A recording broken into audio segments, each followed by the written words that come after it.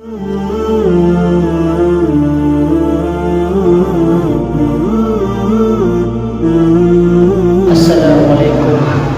warahmatullahi wabarakatuh. Alhamdulillah nahmaduhu wa nasta'inuhu wa na'udzu billahi min shururi anfusina wa min sayyiati a'malina. May yahdihillahu fala mudilla lahu wa may yudlil fala hadiya lahu. Allahumma salli wa sallim ala sayyidina Muhammadin tibbil qulubi wa dawaiha wa afiyatil abdani wa shifaiha wa nuril absari wa dhiyaiha wa qutil arwahi wa ghizaiha wa ala alihi wa sahbihi fi kulli lamhati wa nafasin bi'adadi kulli ma'lumin lak, amma ba'd. Pertama-tama kita hanya memanjatkan puji dan syukur kepada Allah Subhanahu wa taala, akan limpahkan rahmat dan karunia dengan kudrah dan iradahnya, dengan taufik dan hidayahnya pula, hanya bisa berhadir pada tempat yang mulianya untuk kita yang ingin mencari ridha Allah Subhanahu wa taala, rencana untuk memperhambakan diri kita di hadapan Allah, untuk patuh dan tunduk segala apa yang pernah Allah perintahkan kepada kita. Selawat dan salam sama-sama kita sampaikan kepada Rasulullah sallallahu alaihi wasallam, karena beliaulah yang telah memperjuangkan agama Allah ini. Rasulullah yang telah mempertahankan agama Islam.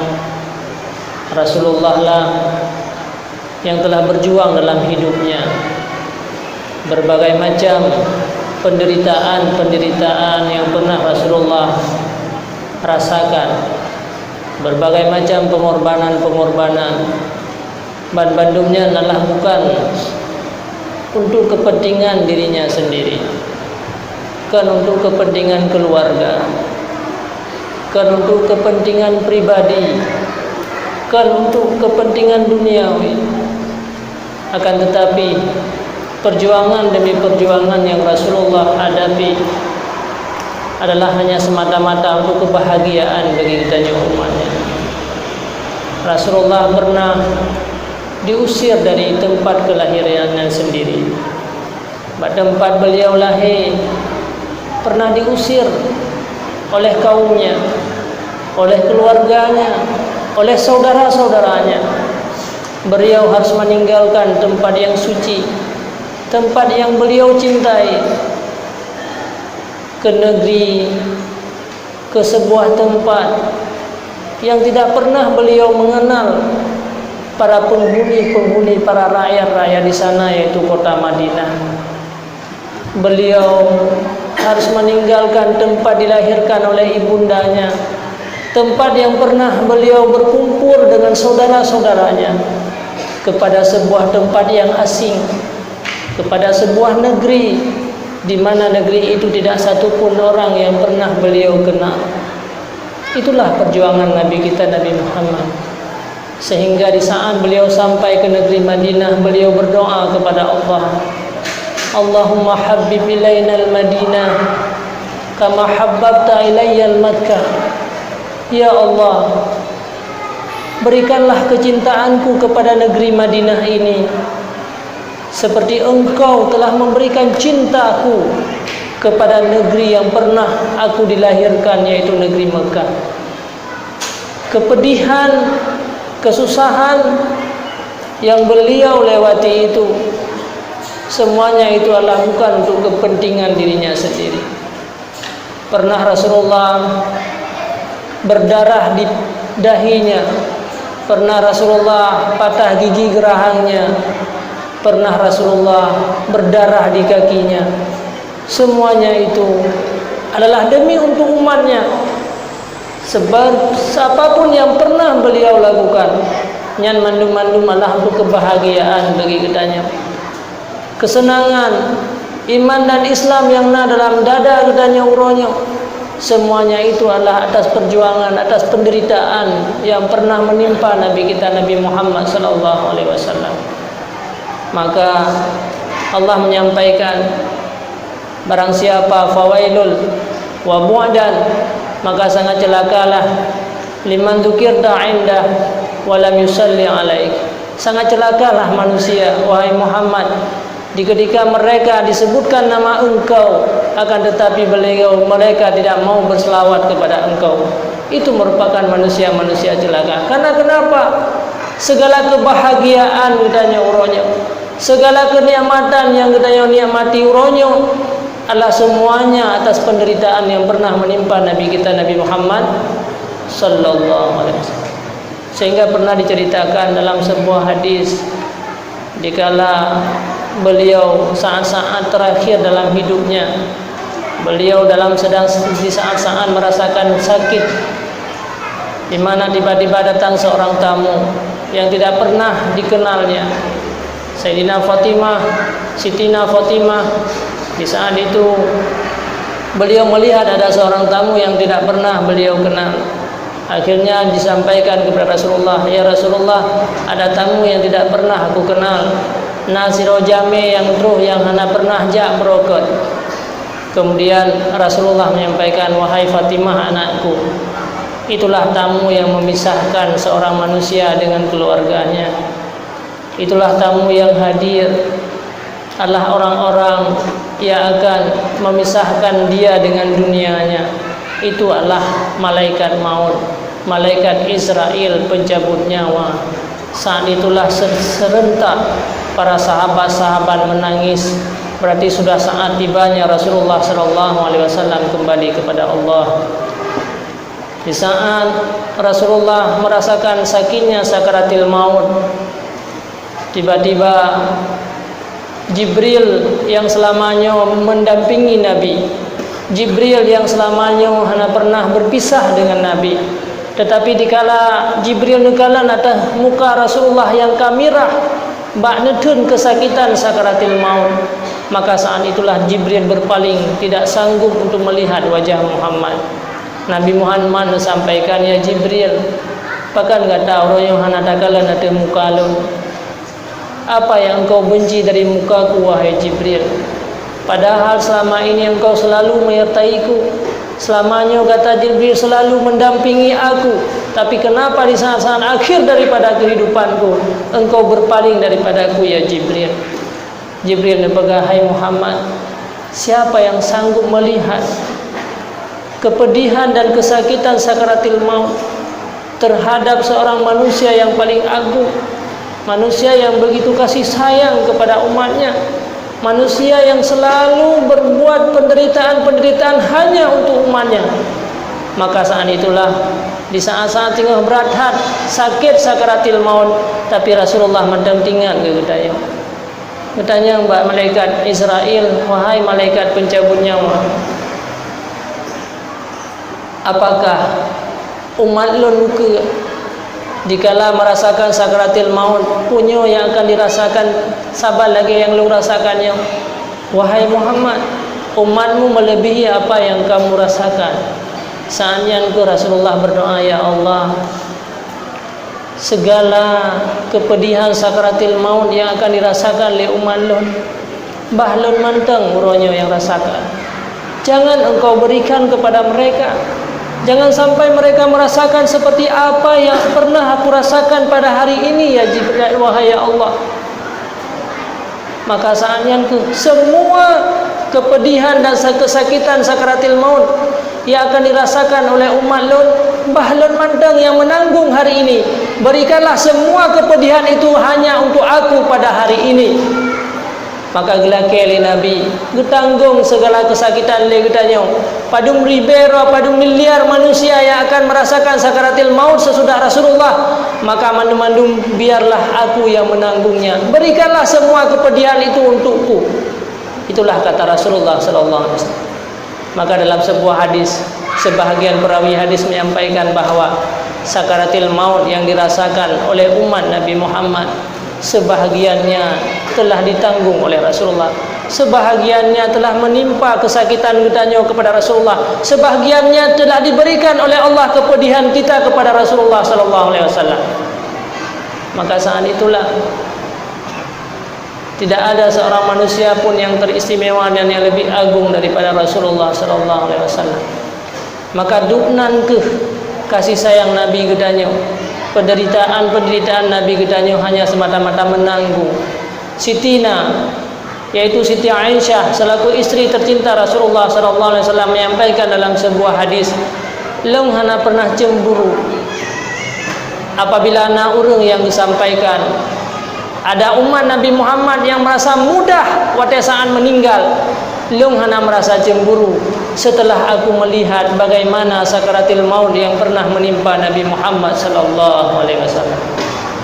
Maka kesalahan tanya, kepedihan yang semestinya gedanya yang rasakan, sakit yang semestinya menimpa terhadap gedanya, akan tetapi itu semuanya telah ditanggung oleh Nabi kita Nabi Muhammad. Bahkan di tengah-tengah malam beliau mengalirkan air matanya. Para sahabat-sahabat bertanya, "Ya Rasulullah, engkau tidak pernah berdosa, engkau tidak pernah bersalah ya Rasulullah, engkau tidak pernah melakukan kejahatan ya Rasulullah, kenapa air mata engkau mengalir sehingga membasahi seluruh tanah-tanah semuanya di tempat yang sunyi, di perkuburan Baqi? Kenapa engkau menangis ya Rasulullah?" "Aku menangis bukan untukku," kata Rasulullah, "aku menangis untuk keampunan daripada dosa-dosa yang akan dilakukan oleh umatku. Allahumma ighfir li ummati, ya Allah, ampunkanlah dosa bagi umat-umatku agar mereka selamat di hari akhirat." Begitulah saudaraku perjuangan Nabi kita Nabi Muhammad sallallahu alaihi wasallam terhadap kita selaku umatnya. Kemudian selawat dan salam juga kepada al dan sahabat beliau, para alim ulama mutaqaddimin dan mutaakhirin, para guru-guru kita sekalian. Mereka lah pembimbing gedanya, pendidik gedanya, orang yang menjaga kita agar kita menjadi orang-orang yang sukses, agar gedanya menjadi orang-orang yang bahagia, bahagia di dunia dan juga bahagia di hari akhirat. Ta'zim wa takrim ulung tuan yang pertama kepada pengurus masjid, imam masjid, para tokoh-tokoh masyarakat, para pemuda-pemuda sekalian yang hadir pada malam yang berbahagianya, para urinsi ulung tuan, para umi dan ayah-ayah yang ulung tuan muliakan dan yang ulung tuan hormati. Maka syukur alhamdulillah, di tengah-tengah gedanya punya kegiatan, di tengah-tengah gedanya dalam kesibukan, di tengah-tengah le kegiatan-kegiatan yang mesti gedanya lakukan, tapi Allah matang lebih kesempatan untuk gedanya, matang bisa tersisihkan sedikit waktu untuk hadir pada majlis-majlis ilmu, matang lebih kesempatan untuk bisa hadir pada majlis-majlis zikir. Tapi ketahuilah, tidak semua hamba-hamba Allah yang diciptakan di atas permukaan bumi ini mereka diberi kesempatan oleh Allah seperti kesempatan kita malam ini. Allah masih begitu kasih sayang kepada gedanya. Allah masih memberikan iman dan Islam kepada gedanya. Padahal berapa banyak orang yang diciptakan oleh Allah semenjak masa Nabi Adam alaihissalam sampai hari akhirat nanti, ratusan ribu miliar manusia yang telah diciptakan oleh Allah yang akan hidup dan yang sudah meninggal dunia. Tidak semua mereka beriman kepada Allah, tidak semua mereka taat kepada Allah, tidak semua mereka beribadah kepada Allah. Tapi tidak sedikit manusia yang diciptakan oleh Allah, mereka menjadi orang-orang kufur, mereka menjadi orang-orang munafik. Tapi sampai suronya malamnya Allah matang lebih iman dan Islam, walaupun tanya menganggap bahwa Allah belum begitu banyak kasih sayang kepada kita, gara-gara kita kekurangan harta sehingga kita menganggap Allah belum memberikan kasih sayang kepada kita, gara-gara kita ada persoalan dalam hidup kita sehingga dia kecewa, sehingga dia putus asa terhadap rahmat Allah yang begitu besar. Padahal iman dan Islam yang ada dalam dada kita uronya adalah sebuah kenikmatan yang paling besar yang tidak ada bandingan dengan nikmat-nikmat yang lain. Tanyo bersyukur kepada Allah, di mana Tanyo lahir daripada orang tua yang Islam.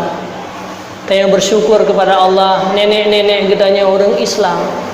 Tanyo bersyukur kepada Allah, keturunan-keturunan katanya yang telah lahir mereka juga orang Islam.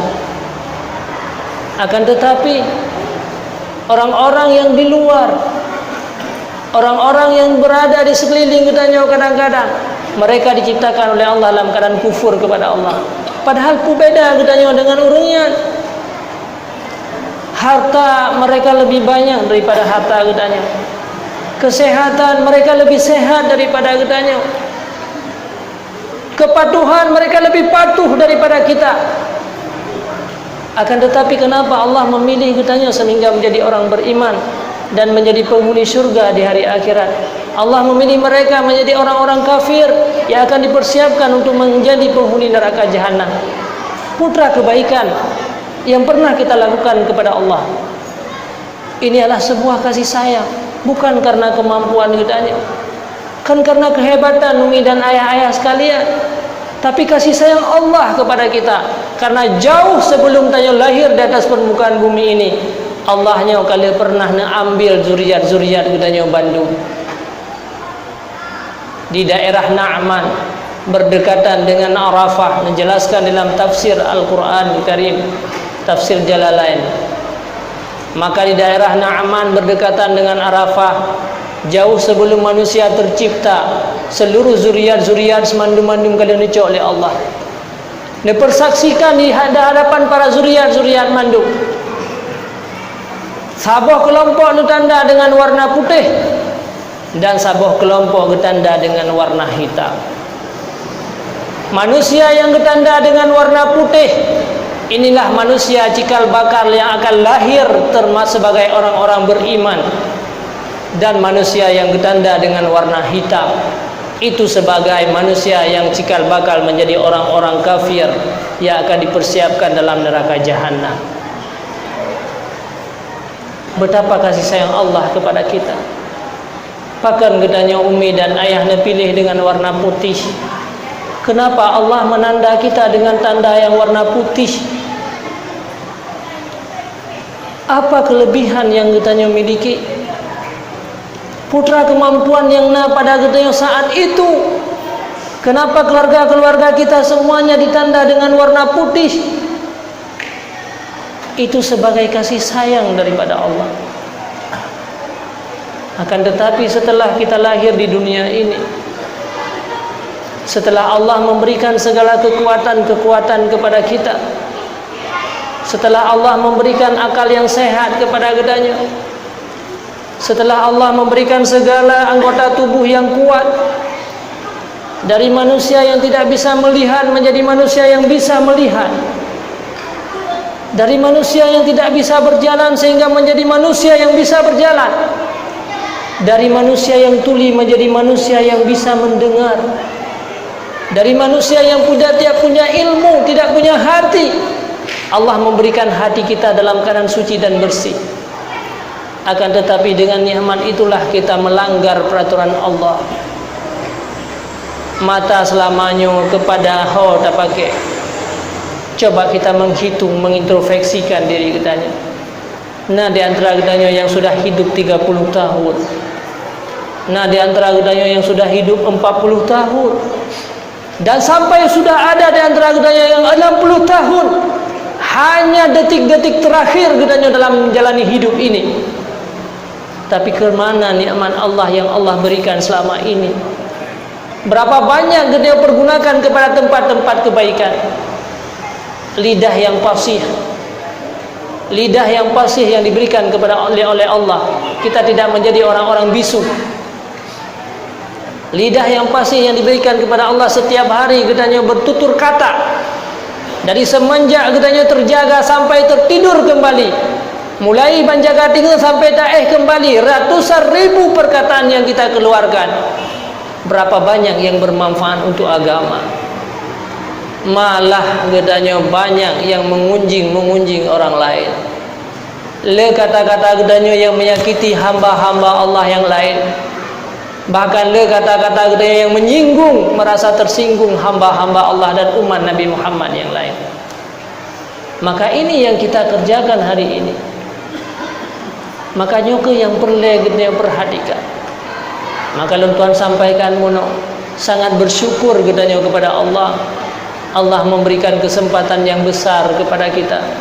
Kita bisa hadir pada tempat yang mulia ini untuk kita berzikir, untuk kita berta'abbud, untuk kita bertahlil, untuk kita mendengar majelis-majelis ilmu, pengetahuan-pengetahuan. Inilah sebuah nikmat yang paling besar yang diberikan oleh Allah.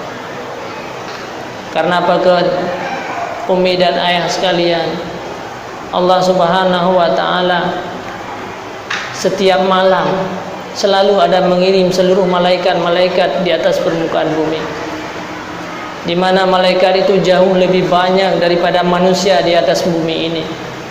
Tapi malaikat itu adalah merupakan alam malakut yang tidak bisa kita pandang dengan mata kita. Dia hanya bisa dilihat oleh mata hati yang orang-orang yang bersih. Maka dalam kalangan malaikatnya nanutus sira malaikat yang akan mengelilingi bumi ini yang namanya malaikat Rayahin. Malaikat Rayahin yang dia berkeliling dari penghujung-penghujung dunia. Ini akalan partna majelis zikir, partna majelis ilmu. Dikala dalam Masjid Al-Kausarnya, malaikat yang Rayahin, malaikat yang mengelilingi bumi bunuh, dia saksikan bahawa Masjid Al-Kausarnya ada sebuah kelompok manusia, kelompok kecil. Mereka hadir berbondong-bondong ke masjid, membawa anak-anak mereka, meninggalkan kegiatan-kegiatan mereka, memperhambakan diri di hadapan Allah, berzikir, menyebut-nyebut nama Allah. Allah, la ilaha illallah, astaghfirullah, subhanallah, walhamdulillah. Mereka menyebut nama Allah. Maka saat itulah mereka Rayahin memanggil seluruh malaikat yang diutus oleh Allah setiap malam di atas permukaan bumi. Ya malaikah, halumma. Wahai para malaikat, kata malaikat Rayahin, wahai seluruh malaikat yang diutus oleh Allah di atas permukaan bumi, halumma, hadirlah ke sini. Maka di sinilah hamba-hamba Allah, umat-umat Nabi Muhammad sedang melantunkan zikir-zikir kepada Allah Subhanahu wa taala. Maka tidak ada satu malaikat pun yang tertinggal. Mereka semuanya hadir pada tempat mulia. Mandum-mandum mengelilingi gedanya sampai ke langit yang 7. Walaupun ini yang hadir di tempat yang mulia ini, tapi ketahuilah di langit, di alam malakut masih banyak malaikat-malaikat yang hadir yang sedang mengelilingi gedanya. Sehingga Allah dikalan bahwa di atas Masjid Al-Kausar ini sangat banyak malaikat yang sedang mengelilingi umat Nabi Muhammad, dan sampai ke langit yang 7. Maka Allah bertanya, wahai malaikat, apa yang terjadi di Masjid Al-Kausar? Apa yang sedang terjadi di bumi? Karena lihat malaikat yang hadir pada malam yang berbahagia. Malaikat menjawab, ada sekelompok umat Nabi Muhammad, di tengah-tengah mereka hidup di akhir zaman. Mereka tidak pernah melihat Nabi Muhammad. Mereka hidup hampir hari kiamat, di tengah-tengah kejahilan, di tengah-tengah manusia lalai dengan berbagai macam profesi-profesi dan pekerjaan mereka, di tengah-tengah orang melupakan sunnah Rasulullah sallallahu alaihi wasallam. Ya Allah, tapi ternyata ada sekelompok kecil yang mereka hadir berbondong-bondong ke masjid. Hum yuhallilunaka wa yumajjidunaka. Mereka bertasbih wa yusabbihunaka. Mereka bertasbih kepada Engkau ya Allah. Mereka bertahlil kepada Engkau. Mereka juga melakukan kebaikan-kebaikan kepada Engkau, mendengarkan agama, mendengarkan ceramah-ceramah agama. Kemudian Allah menanyakan, ya malaikat, Allah lebih mengetahui, tapi untuk menzahirkan, Madza yuriduna? Apa yang mereka inginkan sehingga mereka meninggalkan pekerjaan diri mereka, meninggalkan anak-anak mereka untuk hadir ke masjid? Madza yuriduna? Apa yang mereka inginkan? Malaikat menjawab, mereka menginginkan syurgamu ya Allah. Mereka menginginkan syurgamu. Karena itulah merupakan harapan dan impian daripada urunyan mandu. Datang oleh Allah, wahai malaikat, pernahkah mereka menikmati syurga? Kenapa mereka menginginkan syurga? Pernahkah mereka menikmati syurga hanya satu saat? Tidak ya Allah, mereka tidak pernah menikmati syurga. Mereka hanya mendengar-dengarkan syurga. Bayangkan wahai malaikatku, bagaimana seandainya mereka pernah merasakan nikmat syurga hanya sesaat, seperti yang pernah dirasakan oleh Nabi Adam alaihi salam. Sungguh kata malaikat, mereka akan menghabiskan umurnya pada berzikir kepada Engkau ya Allah. Seandainya syurga pernah mereka nikmati hanya satu detik saja, sungguh mereka akan mengorbankan segala waktunya untuk melantunkan zikir kepadamu, untuk menghadirkan majelis-majelis ilmu agama Allah. Singkat cerita, apa lagi yang mereka inginkan? Mereka ingin terlepas daripada neraka jahanam. Pernahkah mereka merasakan neraka jahanam? Tidak ya Allah. Bagaimana seandainya mereka pernah merasakan neraka jahanam hanya satu detik saja, apalagi 1 jam pernah mereka merasakan neraka jahanam, sungguh mereka, hati mereka, tubuh mereka akan tersungkur sampai membusuk, sampai hati-hati mereka hancur kalau mereka mendengarkan neraka jahanam. Bila seandainya mereka pernah mendengarkan, naudzubillah summa naudzubillah. Akhir singkat cerita, ya malaikati ushidukum, aku bersaksi kepadamu di hadapan engkau, aku telah mengampunkan segala dosa. Itulah harapan daripada mulai munam-mungrib dan yang hadir dan berzikir kepada Allah, melaksanakan sembahyang fardu berjamaah. Tujuan kita adalah untuk menebus segala kesalahan-kesalahan yang selama ini kita lakukan. Karena tidak ada tempat yang paling mulia di atas permukaan bumi ini, Umi dan Ayah, selain majlis-majlis ilmu dan majlis zikir. Tidak ada suatu tempat yang paling agung dan dikelilingi oleh para malaikat-malaikat selain pada tempat-tempat kita mendengarkan ceramah agama. Tempat yang lagi nyukuh, yang merupakan tempat-tempat yang pernah disampaikan oleh Rasulullah merupakan tempat Riyadul Jannah. Inilah yang merupakan kebun-kebun syurga di atas permukaan dunia ini. Uronyo tanyo mandum menginginkan untuk mendapatkan syurga. Setiap saat kita berdoa kepada Allah, ya Allah berikanlah syurga kepadaku. Padahal inilah majlis-majlis ilmu, majlis-majlis zikir. Inilah merupakan kebun-kebun syurga yang pernah disampaikan oleh Rasulullah SAW.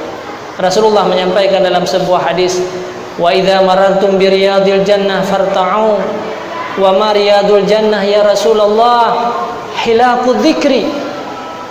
Apabila kamu melewati kebun syurga wahai umatku, jangan engkau tertinggal, jangan engkau melewati. Wa idza marartum bi riyadil jannah farta'u, rebutlah kebun syurga itu, merangkaklah kamu untuk bisa hadir kepada kebun syurga itu.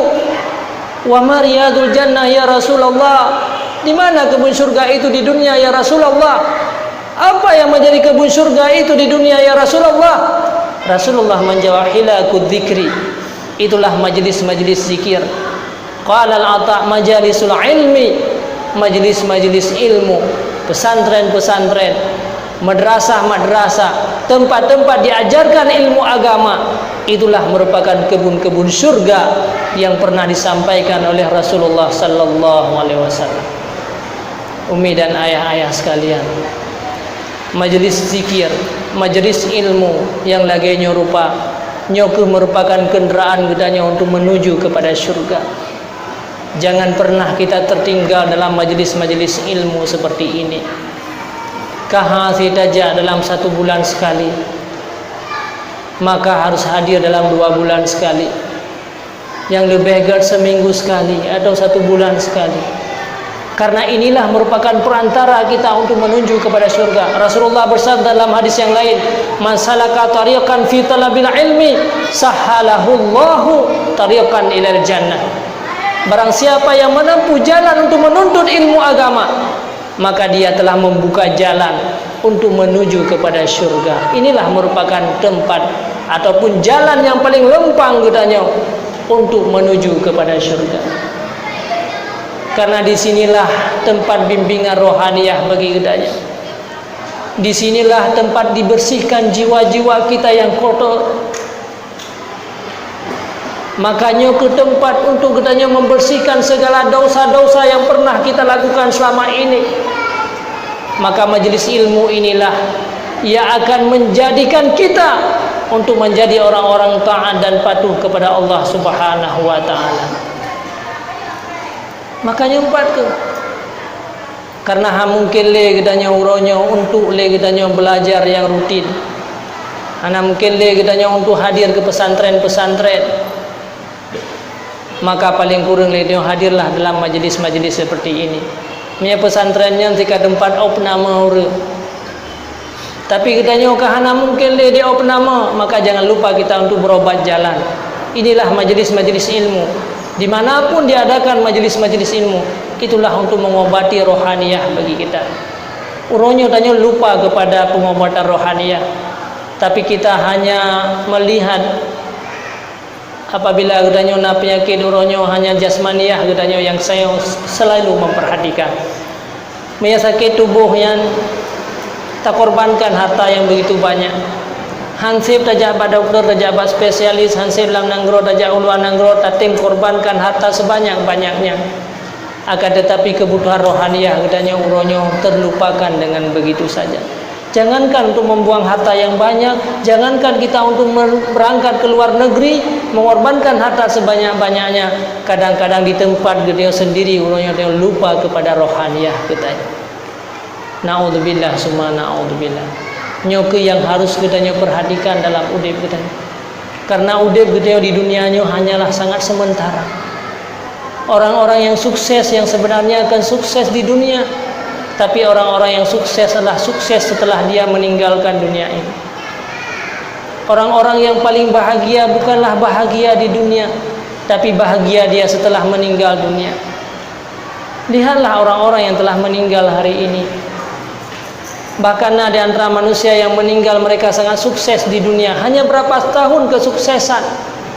Akan tetapi bagaimana kehidupannya setelah meninggal? Tubuh yang mereka sayangi uronyoka hancur manduk.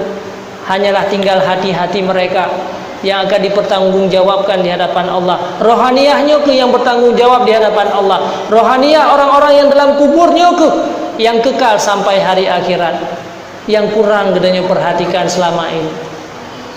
Apalagi udip di dunianya bagaikan gedanya udip dalam sebuah rumah raja. Ibaratnya udip dalam rumah raja. Dalam rumah rajanya gebi kesempatan gedanya untuk udip hanyalah 6 jam mentang. 6 jam kadarnya. Tugas gedanya untuk mengambil emas sebanyak-banyaknya yang ada dalam rumah raja. Nah, sebuah kamar yang besar yang cukup jaimuh dalam kamar tersebut. Letakmu dalam rumah raja ya. Perintah le raja kata tamang dalam rumah leung cokmu sebanyak-banyaknya 6 jam leung biwate dumna tak tebiatmu. Kemudian di sebelah kamar emas nasaboh ruang makan yang juga dihiasi dengan makanan. Lebih ni bah makanannya. Berbagai macam buah-buahan warna-warni, berbagai macam makanan-makanan yang indah. Kemudian di samping ruang makannya nak kamar tidur yang dihiasi dengan permadani-permadani, yang dihiasi dengan berbagai macam hiasan-hiasan yang setiap orang masuk akan tergiur dengan hiasannya. Begitu gedanya datang dalam rumah raja, datang asam langkah. Kesempatan yang lebih gedanya 6 jam. Akan tetapi bata pikir-pikir 6 jam nyotrip masa. Bah tak pajuh makanan lebih rempah pajuh. Lehan baru dah jauh meh dah berdubian re alhamdulillah le zin meh ya. Maka pajuhlah makanan mesti jam 2 jam ada. Akhirnya tak pajuhlah makanan si jam. Kabeh wate ba pajuh makanan yang si jam. Ngeh golang merempa berdubian. Lihat dah pajuh makanan tinggal tu 5 jam trip mantang wate 5 jam tu ya. Bah tak istirahat lefiat ba permadani yang indah tan. Cukup mangan bak depannya. Balik dah pajuh makanan si jam muno. Cukup tro kadanya dengan makanan. Tak truk rencana mesti jam truk. Ale yang baru per jam dah berdubian harta metingun tu truk. Ternyata tinggal kadanya hansip si jam. Sampai 5 jam katroh wate yang tutubit dari rumah raja. 5 jam katingan kabih masa katanya. Bedah raja pugo katanya. Wahai rakyat lun, silahkan tubit dari rumah lun. Hanjurna le sini. Tubit baga-baga. Hana wate 1 detik pun baru sadar. Wahai raja lun, nabi kesempatan ke long 1 detik mantap. Untuk lo bisa ambil walaupun 3 mat mantang ke alhamdulillah sih. Hanali kesempatan bagi kata silahkan engkau keluar dari rumah. Saatnya ke gedanya baru sadar. Saatnya ke baru tak bercita-cita nak kembalikan lam kepada rumah lo untuk lo beramal. Itulah perbandingan udip gedanya di dunia. Padahal umi dan ayah seandai ji gedanya watai tatameng dalam rumah raja muno tak tubian mu sebanyak-banyaknya. Watai terhuluan tu tabla makanan yang makanannya kan sijim je tak pajuh. Tapi seumur hidup gedanya je tak pajuh han habis-habis dengan mu yang tak tubiannya. Seandai ji watai gedanya tatameng dalam rumah raja muno tak tubian mu sebanyak-banyaknya. Watai terhuluan tabla ranjang lagi dalam rumah raja. Kita bisa tidur seumur hidup kita. Inilah dunia. Tanya diperintahkan oleh Allah untuk udip di dunianya 60 tahun untuk beribadah kepada Allah. Itulah emas-emas yang ada di depan kita, ibadah, taat, takwa kepada Allah. Hanya 63 tahun tapi kita lalai dengan makanan, lalai dengan kehidupan duniawi, lalai dengan tertidur katanya hana berupa ibadat dengan nikmat-nikmat duniawi. Akhirnya katanya diusir dari dunia, keluarlah kamu dari dunia. Maka saatnya ke baru sadar. Sandai kita ibadat di dunia bunuh, tapi duitmu sebanyak-banyaknya, maka katanya bisa taih tinggal dalam urut akhirat, tinggal hanali kerja seumur hidup katanya.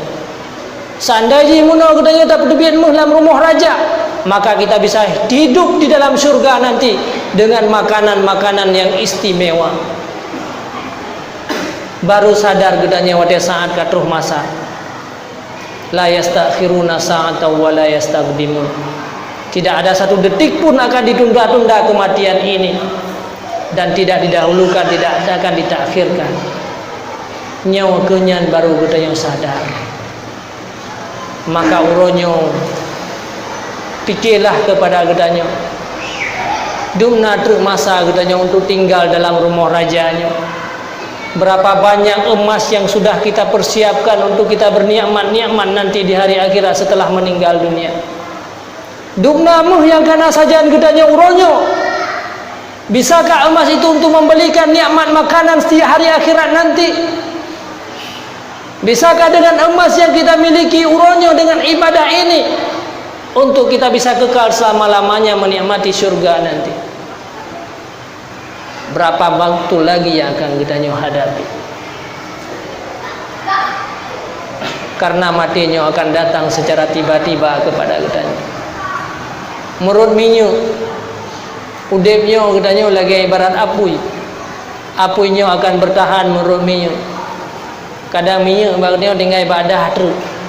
Begitu habis dahnya ka mati apunya. Kadang minyak nak tak kubah musabah ceregen terus, agak telat bacu. Tapi kita tidak tahu berapa tahun lagi kita bisa hidup di dunia ini. Dukna minyak yang mantap tersisa dalam pada diri kita masing-masing.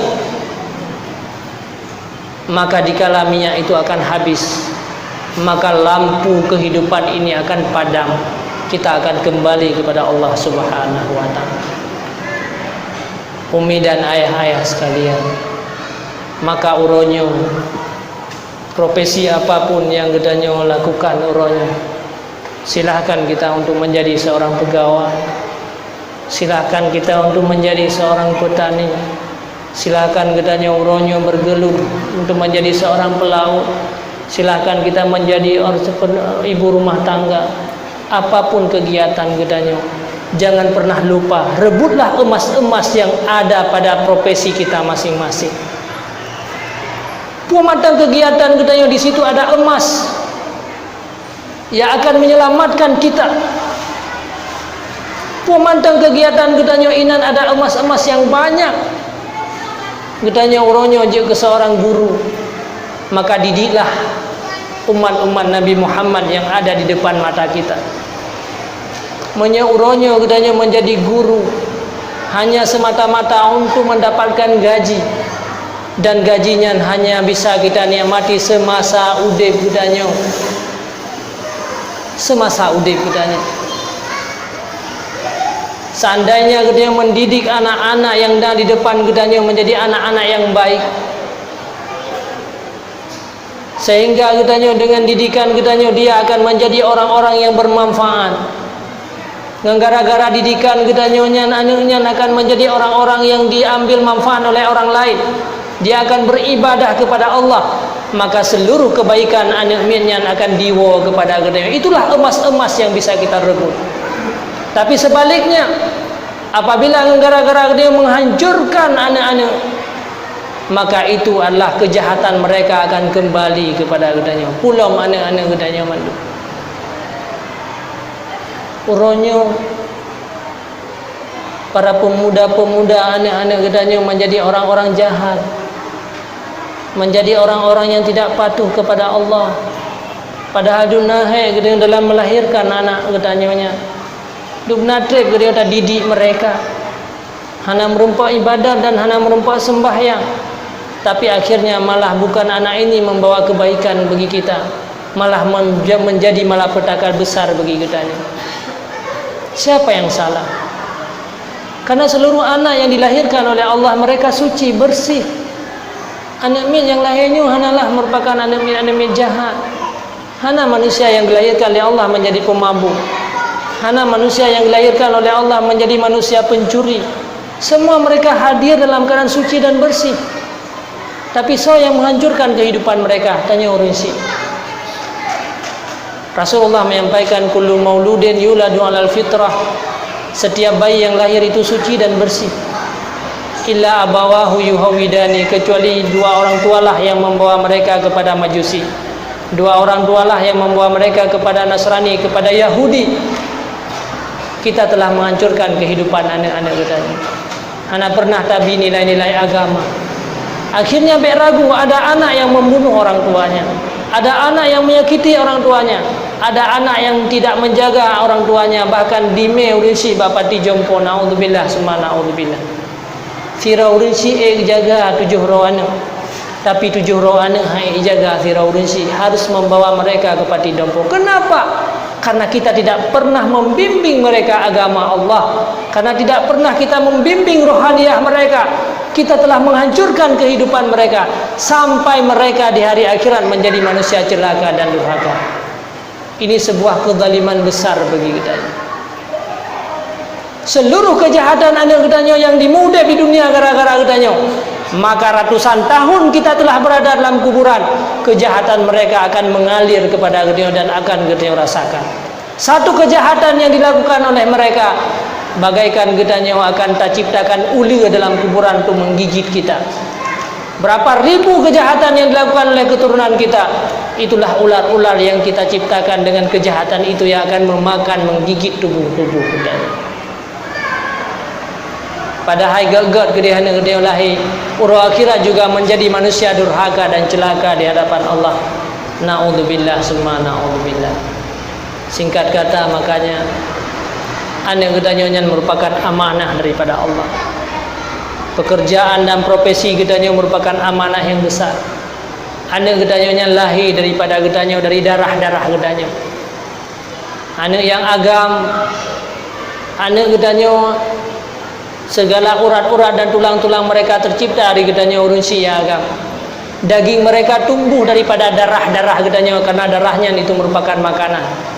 Itulah tubuh daripada kita. Walaupun gedanya ke 1000 tahun di dalam kuburan, maka tubuh gedanya macam udip dan menjajah. Tanya uronya merupakan tubuh daripada urun si gedanya.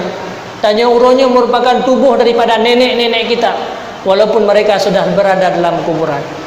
Maka apabila tubuh gedanya dilakukan kejahatan, maka gedanya juga terasakan kejahatan dalam kuburannya. Apabila tubuh gedanya dirasakan keburukan, maka gedanya keburukannya akan terasakan di gedanya. Maka inilah yang perlu gedanya perhatikan. Hana arti uronya tanya ibadat 3. Hana arti le amalan-amalan kebaikan bagi gedanya, sementara keturunan-keturunan gedanya merupakan orang-orang yang melakukan kejahatan. Apalagi gedanya uronya pernah menzalimi orang lain. Sekecil apapun kezaliman, sekecil apapun perbuatan zalim yang pernah gedanya lakukan uronya kejahatan, maka semua itu akan dihadirkan di hadapan kita dikala kita meninggal. Naudzubillah summa naud. Maka urang akhirat tinggal ada sebuah cerita orang-orang yang banyak sekali amal kebaikan, bagaikan gunung dengan umrah yang berkali-kali, ibadat yang banyak, puasa, sembahyang, akan tetapi akhirnya amalan-amalan kebaikan itu akan melunasi utang-utang yang pernah dia zalimi di dunia ini. Amal-amal itu akan dimakan oleh anak-anaknya yang jahat. Amal kebaikan yang tumpuk lagi gunung sehingga urang akhirat akan dimakan oleh istri-istri gedanya yang jahat. Maka akhirnya amal kebaikan yang hilang, faturihat ilan nar, kita dicampakkan dalam neraka jahanam. Naudzubillah summa naudzubillah. Maka sebagai penutup daripada ulun tuan bahawa uronyo tanyo apapun kegiatan gedanya, rebutlah emas-emas, beda sia-siakan dalam udip gedanya, berjuanglah dalam hidup kita. Walaupun gedanya uronyo harus menahan kepahitan dan penderitaan bagi gedanya, pikiran gedanya bata didik dan tak bimbing anak gedanya, banyak harta yang harus kita korbankan untuk keturunan-keturunan kita. Tapi seluruh apa yang pernah gedanya perbuat di dunia ini untuk kebaikan, mandum-mandum itu akan menghasilkan kebaikan. Harta gob yang bagi gedanya uronyo yang merupakan amanah, menyawai orang-orang yang mengambil harta orang lain, urung-urung korupsinya, urung-urung yang level tinggi, orang-orang yang makan riba, orang kaya-kaya. Tapi uronyo orang-orang yang makan riba adalah orang-orang yang kecil, pedagang-pedagang kecil, bahkan orang-orang masyarakat biasa, bahkan orang-orang miskin hari ini. Uronyo harta di depan gedanya, harta dari pemerintah, baik kepada kita yang punya jabatan yang tinggi atau jabatan yang rendah hartanya, maka tahanlah harta orang lain. Karena harta orang lain yang gedanya ambil, kita berikan kepada anak kita, maka anak gedanya nyokuh yang menjadi anak-anak yang jahat. Kita selalu berkata, bahkan sampai-sampai dah sampaikan bahawa anak gedanya hai patih kebaikan-kebaikan, gedanya sendiri malas untuk berbuat kebaikan-kebaikan. Kita tidak sadar makanan yang selama ini kita masukkan dalam perut gedanya. Karena Rasulullah sampaikan, kullu lahmin nabata minal haram fannaru aula bih. Setiap daging yang tumbuh daripada yang haram, maka dia layak untuk menjadi penghuni neraka jahanam. Sehingga karena memang gedanya sudah diciptakan untuk menjadi penghuni neraka jahanam, sehingga hanta patihli kebaikan-kebaikan, merasa berat batadu apa majlis-majlis ilmu, merasa malas gedanya trip-trip dalam beribadah kepada Allah, karena tubuh kita ingin untuk menuju kepada neraka jahanam. Maka yang paling pokok yang harus kita jaga adalah makanan. Kenapa anak kita menjadi anak-anak yang jahat? Padahal harta yang kita berikan banyak, fasilitas yang gedenya berikan mencukupi, apa yang dia butuhkan kita berikan. Akan tetapi kenapa mereka menjadi anak yang jahat, menjadi manusia yang durhaka kepada Allah? Karena kita tidak sadar makanan yang selama ini kita berikan kepada anak kita, kita sudah menciptakan tubuh mereka untuk dibakar oleh api neraka jahanam. Naudzubillah summa naudzubillah. Maka sekecil apapun harta orang lain, Uronyo memang karena di depan katanya para pemimpin-pemimpin harta sudah berada di depan kita, mudah dalam mengambil, tapi tunlah, tahanlah keinginan-keinginan itu. Uronyo mudah katanya mengambil gaji, para pegawai-pegawai hari ini di dalam membuat laporan sertifikasi dan bagai macam. Kadang-kadang uronyo kita menipu untuk mendapatkan gaji. Itu adalah perbuatan yang haram. Kita tidak sadar.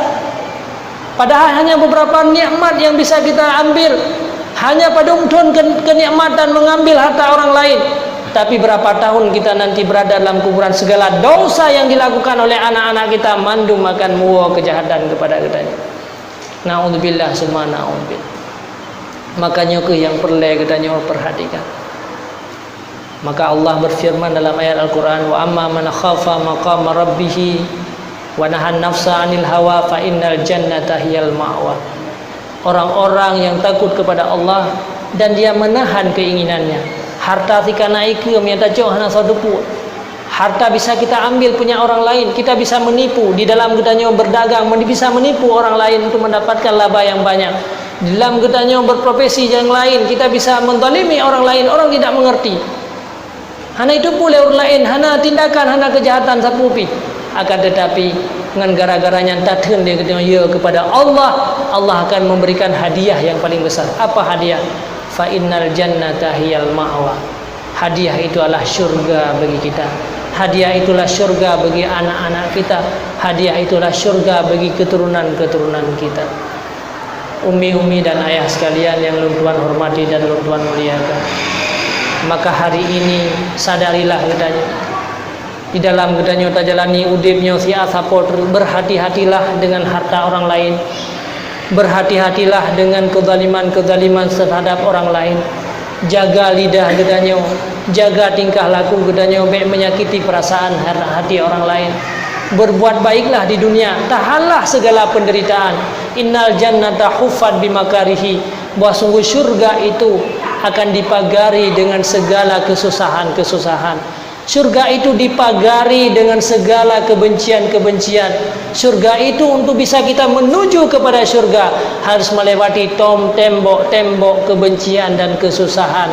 Harta orang lain nah sajan katanya tatun, itu merupakan sebuah kepedihan yang mesti katanya menahannya.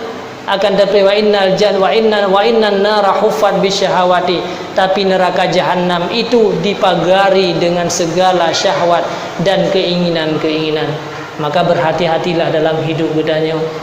Jagalah anak-anak dan keluarga katanya.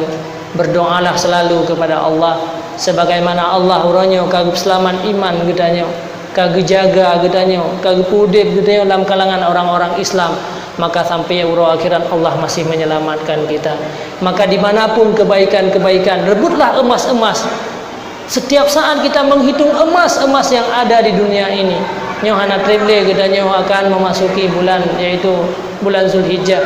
Anak treble katanya kau raya Idul Adha, maka itu di depan kita itulah emas. Kurban-kurban itu merupakan emas-emas yang paling besar bagi kita untuk mengantarkan kita kepada syurga. Maka berkorbanlah bagi orang-orang yang mampu. Itu merupakan sunat muakkad, hal yang sangat dianjurkan oleh Rasulullah sallallahu alaihi wasallam. Uronyo katanya sudah sangat banyak membuang harta selama setahun. Kadang-kadang mereka hitung pengeluaran katanya dalam situ bahkan sudah sampai ratusan juta. Bahkan ada yang lebih daripada ratusan juta tersebut. Akan tetapi ini hanyalah 2 juta, hanyalah 2 juta kita. Yang itu merupakan akan kita ambil selama-lamanya. Harta yang kita pergunakan untuk agama, kita sadari dari kita bukan hilang, bukan habis, tapi harta yang kita simpan di dunia itulah yang akan hilang. Tapi orang yang nak gaji itu 10 ribu euro. Tam sedekah 10 ribu. Si kurang 10 ribu tak kubah. Tanggap 10 ribu yang dia sedekah kabeh, padahal bukan 10 ribu yang kita sedekahkan kepada orang lain, kepada fakir miskin, ke masjid, orang-orang yang membutuhkan. Yang 10 ribunya ke yang kekal, yang bisa kita rebut sampai hari akhirat nanti. Setelah tubuh-tubuh kita yang hancur itu bisa kita ambil. Maka kurban yang kita berikan hari ini kepada fakir miskin itu bukan hilang harta kita. Itulah yang kekal yang bisa kita ambil sampai hari akhirat, yang akan menjadi kenderaan bagi kita. Akan tetapi si kurung 10 ribu yang kita kubah muno yang tanggapnya yang tak kubah, Padahal itu bukan takubah. Si kurung puluh ribu inilah yang akan hilang. Tak boleh makanan je, kotoran-kotoran akan kita buang. Tak boleh pakaian membusuk, akan akhirnya kita hilang semua. Sampai kita, kapan kita nikmati? Hanya beberapa tahun. Akan tetapi 10.000 yang merasa pada dunia penuh, itulah yang akan bisa kita ambil di hari akhirat. Maka saudaraku sekalian yang seiman dan yang seagama, maka tentang masalah hukum-hukum dalam berkurban, jadi jenis tanya yang berleh, maka silahkan katanya orangnya tak persiapkan diri kita bagi orang yang mampu untuk benar-benar kita rebut emas yang paling besar ini. Karena hana dente katanya nuke bisa udip kembali, hana dente katanya nuke bisa berkorban, hana dente katanya nuke bisa gebi kekayaan lagi gebi kekayaan orangnya, hana dente nuke gebi kemampuan lagi kena kemampuan orangnya. Maka bagi kita yang punya kemampuan hari ini, sedikit harta yang dimakan oleh orang-orang fakir, harta yang kita berikan itu dia bersembahyang, harta yang kita berikan itu dia menjalankan kebaikan-kebaikan, taat dan ibadah kepada Allah. Maka berapa banyak daging-daging kita yang mereka makan itu menjadi saksi untuk diberikan kebaikan-kebaikan yang kepada gedanya. Kebaikan yang kita berikan itu akan mengalir kepada gedanya. Maka jangan pernah kesempatannya kita sia-siakan. Eno kemantang yang bisa Tuan sampaikan. Kira-kira putra yang ingin tanya, silakan.